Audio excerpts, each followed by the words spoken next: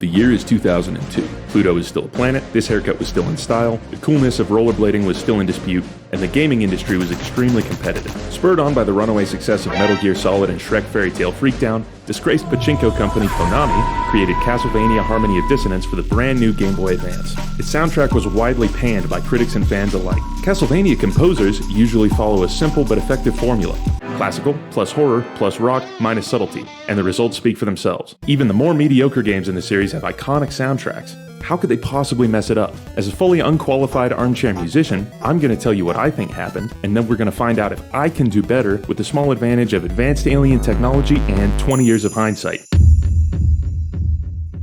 Dissonance was produced by Koji Igarashi, best known for his work on dating simulator Tokimeki Memorial, with the stated intent of creating a game that was similar to Castlevania Symphony of the Night. Symphony of the Night was highly praised for its soundtrack, so Igarashi picked its composer, Michiru Yamane, to work on Dissonance. However, upon her joining the project, he told her, "Yeah, we need your storage space for samples to store more textures, so you get some square waves and white noise.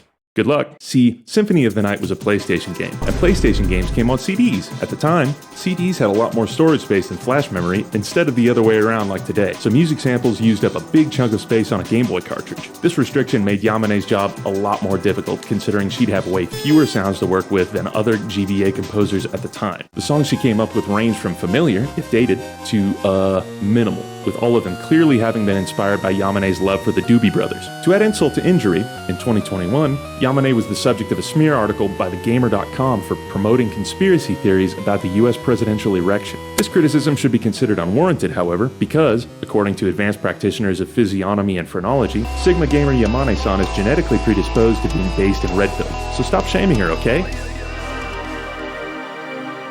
22 years later, we are no longer fettered by the storage limitations of early cartridges. We can use all kinds of neat sounds. For this project, I've selected a harpsichord, a bass synth with some pluck, snares, a heavily processed Foley thunder sheet, a bell that goes ding-dong, synth string, psytrance kick sample, some 909 hats, and an entire orchestra. Without attempting to cover any of the OST, and without having heard it in a while, can I make something better? Struck by the abstract castle layout and trippy graphics, I set out to make a medley of a few different vibes with psychedelic motifs and Baroque stylings. One severe FL Studio bug later, and what I'm stuck with is an evil clown theme, a Sousa march in the middle, and a Eurodance finale. For the competent, limitation often breeds creativity. For me, I tried to make Castlevania and ended up with Carnival. Consider this soundtrack reloaded.